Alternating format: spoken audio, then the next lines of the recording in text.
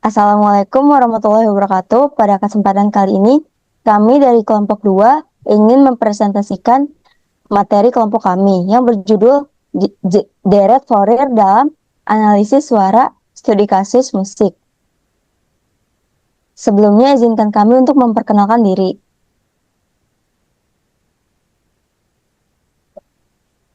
Perkenalkan, nama saya Nova Cidahaks dengan NPM 514-23115. Perkenalkan, nama saya Adelio Wesley Jaribar VT dengan nomor NPM 504230440. Perkenalkan, nama saya Nio Febri Ulang Adiliambo dengan nomor NPM 514231108. Perkenalkan, nama saya Safna Karisa Divani dengan NPM 514233382.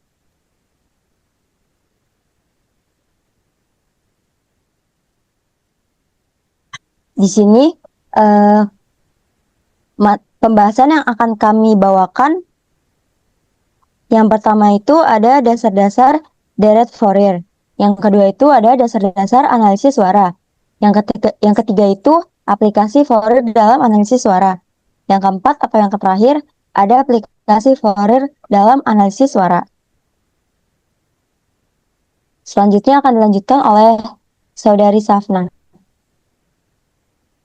Next. Oke, ada beberapa tujuan dari pembahasan yang kami angkat, yaitu pertama, mengidentifikasi aplikasi dalam analisis suara. Yang kedua, menganalisis tantangan dan solusi dalam penerapannya. Yang ketiga, memberikan rekomendasi untuk penelitian selanjutnya. Dengan memahami ketiga tujuan ini, diharapkan kita semua bisa lebih memahami bagaimana Fourier diaplikasikan khususnya dalam bidang audio dan musik. Lanjut.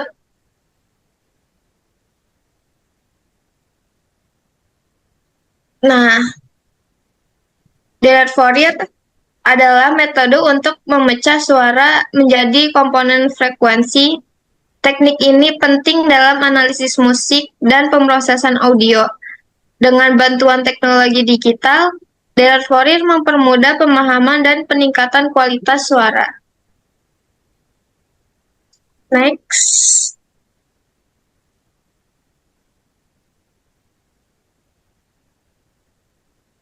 Pada slide ini, saya akan mengidentifikasi frekuensi dasar dan harmonik, mempresentasikan fungsi periodik sebagai penjumlah gelombang sinus dan kosinus.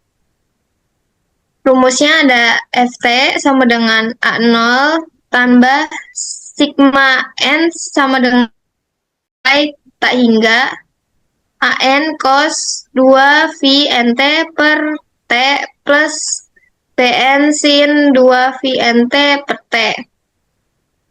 Mari kita bedah setiap komponennya untuk memastikan kita semua berada pada pemahaman yang sama. Ft ini adalah fungsi sinyal periodik yang sedang kita analisis. T ini adalah periode dasar dari fungsi Ft.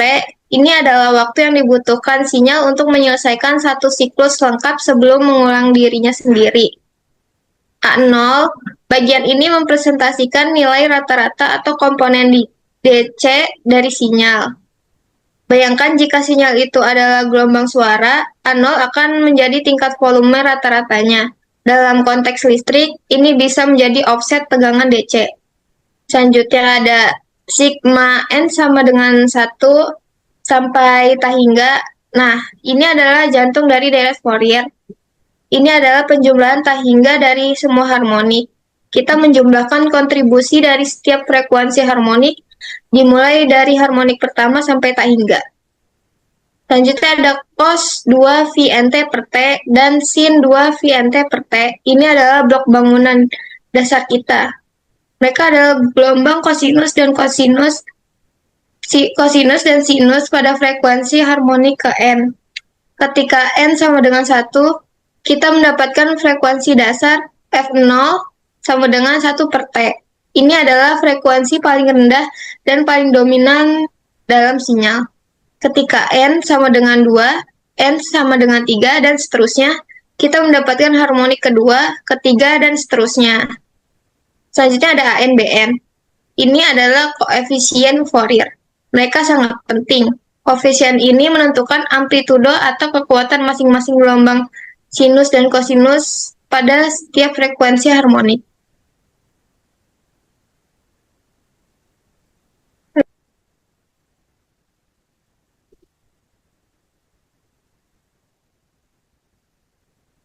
Oke, untuk selanjutnya kita masuk ke pembahasan terkait dengan sejarah daripada deret Fourier itu sendiri. Yang pertama, deret Fourier sendiri itu diperkenalkan oleh matematikawan asal Prancis bernama Jean-Baptiste Joseph Fourier pada awal abad ke-19 melalui studinya tentang penyebaran panas. Pada saat itu ia mengusulkan bahwa fungsi periodik itu bisa diuraikan menjadi jumlah sinus dan kosinus, sebuah ide revolusioner pada saat itu. Di era modern ini, konsep ini kemudian berkembang jadi dasar bagi DFT dan FT, memungkinkan analisis sinyal yang cepat dan efisien di berbagai bidang. Oke, bisa next.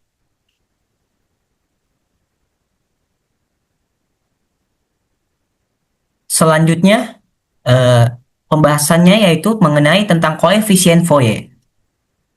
Koefisien Fourier adalah kunci dalam deret Fourier yang menggambarkan amplitudo dan fase dari sinyal pada frekuensi tertentu. Koefisien ini memberikan informasi berharga tentang komponen frekuensi dari sinyal. Besarnya koefisien menunjukkan seberapa dominan frekuensi tersebut dalam sinyal asli. Dalam analisis suara, koefisien Fourier memungkinkan kita untuk mengetahui frekuensi mana yang paling kuat dalam suara musik, sehingga dapat digunakan untuk mengidentifikasi sebuah instrumen, pengolahan suara, dan pengembangan teknologi audio. Oke, next. Untuk selanjutnya kita masuk ke rumus untuk menghitung koefisien Fourier. Yang rumus pertama ada A0 sama dengan 1 per T integral 0 sampai T Ft dikali dt. Di mana jika kita jabarkan perhitungan integral ini, pada rumus yang pertama ini mendefinisikan koefisien rata-rata komponen DC fungsinya. Kemudian cara hitungnya rata-rata nilai fungsi Ft selama satu periode T. Yang rumus kedua ada AN sama dengan 2 per T integral 0 sampai T Ft dikali cos dikali 2 VNT per T dikali dt. Di mana koefisien ini untuk komponen kosinus harmonik ke N, yang mana cara hitungnya adalah mengukur seberapa mirip Ft dengan gelombang kosinus pada frekuensi harmonik ke N. Dan yang huruf rumus terakhir ada Bn sama dengan 2 per T integral 0 sampai T Ft dikali sin 2 VNT per T dikali dt. Di mana koefisien ini adalah koefisien untuk komponen sinus harmonik ke N. Cara hitungnya yaitu dengan mengukur seberapa mirip Ft dengan gelombang sinus pada frekuensi harmonik ke N. Yang mesti diingat, T ini sama dengan periode fungsi Ft yang sangat penting dalam batas integral dan faktor penggali. Kemudian next, ada konvergensi deret Fourier itu sendiri. Yang dimana konvergensi daripada deret Fourier menjelaskan bagaimana deret tersebut mendekati fungsi asli saat jumlah suku bertambah. Dalam banyak kasus, deret Fourier akan konvergen ke fungsi asli dalam batas tertentu. Dan ada beberapa kondisi di mana konvergensi tidak selalu terjadi, misalnya jika fungsi tidak terdefinisi atau tidak kontinu. Ini adalah salah satu tantangan yang dihadapi dalam analisis sinyal. Meskipun ada batasan, deret Fourier tetap merupakan alat yang sangat berguna dalam analisis sinyal. Dalam praktiknya, deret ini dapat memberikan informasi yang cukup akurat tentang karakteristik sebuah suara, meskipun tidak selalu konvergen dengan sempurna. Next. Ya, selanjutnya untuk analisis suara. Di sini ada terdapat 3 poin yang pertama ada analisis suara, komponen suara, frekuensi, dan juga amplitudo, dan juga teknis analisis suara lainnya. Bisa di next. Untuk pada analisis suara, jadi analisis suara itu terdiri dari 2, yaitu ada frekuensi dan juga amplitudo. Nah, di mana frekuensi ini menentukan tinggi rendahnya, misalnya kayak ada A4 sekitar 440 Hz, yang mencakup harmonis yang memberi warna suara ya. Jadi semakin tinggi frekuensinya, semakin tinggi pula nadanya. Habis itu amplitude dB itu menentukan keras atau lembut suara. Dalam analisis suara, director ini digunakan untuk memetakan amplitude tiap frekuensi menghasilkan spektrum suara yang lengkap. Jadi misalnya amplitudenya misal besar berarti suaranya keras, dan juga kalau misalnya amplitudenya kecil berarti suaranya itu pelan. Baik, bisa dilanjut lagi bentar. Lanjut di komponen suara frekuensi dan juga amplitude. Nah, frekuensi ini dia itu tujuannya untuk menentukan tinggi rendahnya nada suara atau nada suara. Habis itu amplitude itu buat nentuin nih kuat atau lemahnya volume suaranya. Nah, habis itu di sini ada suara yang terdiri itu dari frekuensi dasar dan harmonik yang memberi warna unik setiap instrumennya. Jadi setiap musik itu memiliki warna khasnya sendiri, seperti contoh gitar dan juga alat musik lainnya. Habis itu di director ini membantu menganalisis semua komponen ini, gitu. Nah, analisis ini berguna untuk pengenalan alat musik. Yang kedua ada pengenalan instrumen, pemrosesan audio digital. Nah, jadi pemrosesan audio digital ini digunakan dalam biasanya kayak editing, filtering noise, dan juga efek suara dalam rekaman ataupun film. Nah, bisa di next.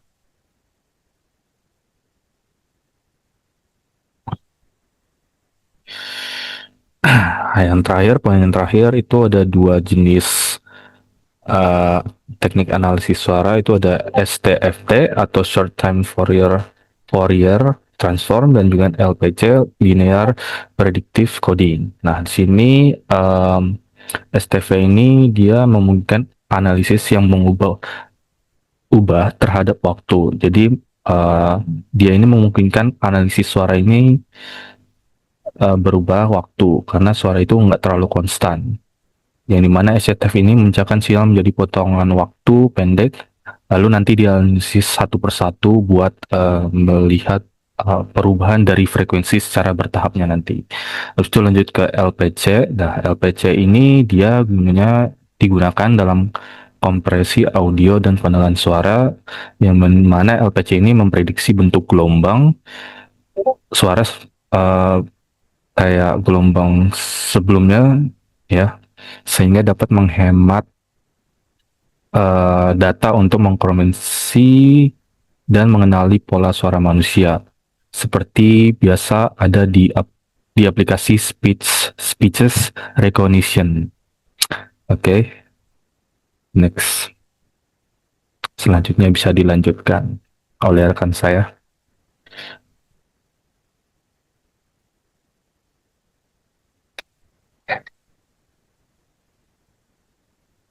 Suaranya. Nop, suara lu, Nop. Jadi saya di sini akan menjelaskan tentang penguraian frekuensi. Jadi pentingnya karya dalam konteks salah anjir. Gue salah 17.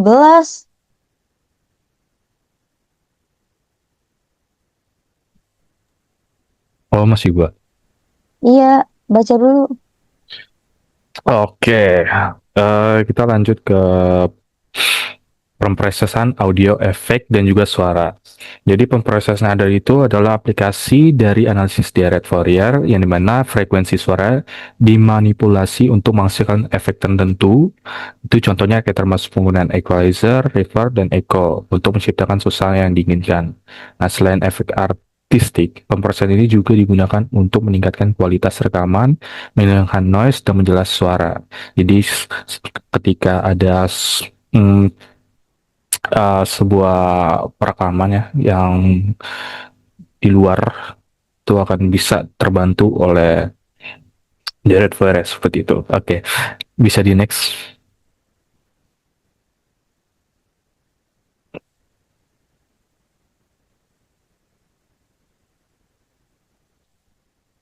Lanjut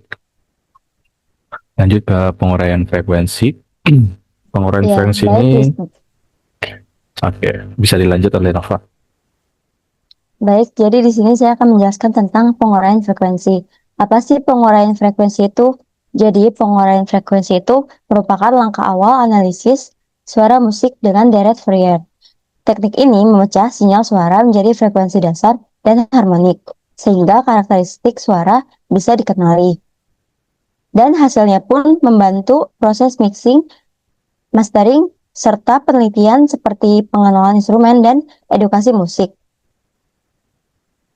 Dalam penguraian frekuensi ini terdapat manfaat utamanya. Yang pertama itu ada identifikasi karakteristik suara yang bertujuan untuk memudahkan dalam mengenali ciri khas suara instrumen atau vokal berdasarkan spektrum frekuensinya. Yang kedua ada proses mixing dan mastering. Ini membantu teknisi audio dalam menyeimbangkan dan memoles kualitas rekaman dengan lebih presisi. Jadi, secara keseluruhan, deret Fourier menjadi alat yang sangat penting dalam dunia musik modern, baik untuk keperluan teknis di industri maupun untuk pengembangan ilmu pengetahuan di bidang akustik dan teknologi musik. Dan pemahaman penyerapan analisis frekuensi membuka peluang inovasi baru dalam produksi, pembelajaran, dan penelitian musik.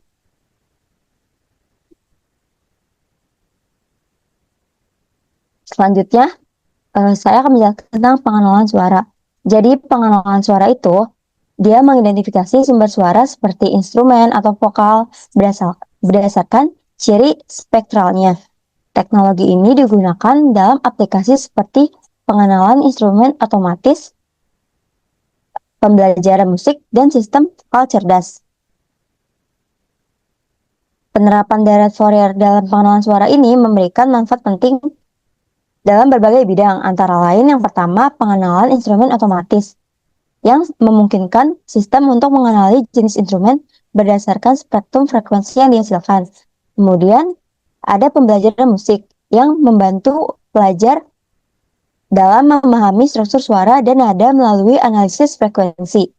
Jadi, dengan menggunakan algoritma seperti fast Fourier transform yang sudah dijelaskan tadi, itu merupakan proses transformasi sinyal suara ke domain frekuensi dan dapat dilakukan secara cepat dan presisi, sehingga teknologi pengenalan suara berbasis deret Fourier menjadi alat yang sangat efektif dalam aplikasi musik dan audio modern.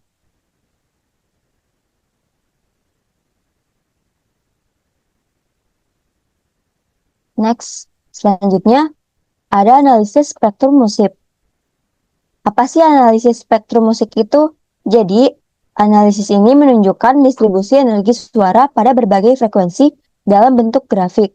Ini membantu memahami kontribusi instrumen, mengidentifikasi masalah suara, dan membandingkan genre atau karya musik. Jadi kesimpulannya, dengan mengubah sinyal dari domain waktu ke domain frekuensi melalui transformasi Fourier, terutama menggunakan algoritma fast Fourier transform atau FFT, proses analisisnya akan menjadi lebih efisien dan akurat. Dan hasil spektrum frekuensi ini memberikan gambaran detail tentang amplitudo dan frekuensi suara yang membantu dalam proses mixing, mastering, dan penelitian musik. Kesimpulannya, secara keseluruhan, analisis spektrum musik itu alat fundamental dalam analisis spektrum musik yang mendukung pengembangan teknologi audio, peningkatan kualitas produksi musik, serta pemahaman ilmiah terhadap struktur suara musik. Nah, jadi kesimpulan dari materi yang kami bawakan hari ini, deret Fourier adalah alat matematis yang sangat efektif untuk menganalisis dan memproses suara, terutama di bidang musik. Dengan menguraikan sinyal menjadi komponen frekuensi dasarnya, deret Fourier membantu mengenali nada, harmonik, dan amplitudo suara. Digunakan dalam penalaan alat musik, pengenalan instrumen, serta pengembangan perangkat lunak audio. Dalam produksi musik, deret Fourier mendukung proses mixing, mastering, dan peningkatan kualitas rekaman melalui analisis spektrum dan teknik pemrosesan seperti equalizer dan noise reduction. Oleh karena itu, pemahaman tentang deret Fourier penting bagi akademisi, peneliti, dan praktisi di industri musik dan audio modern. Baik, jadi itu saja yang dapat kami sampaikan. Kurang lebihnya mohon maaf. Wabillahi taufiq wal hidayah. Wassalamualaikum warahmatullahi wabarakatuh.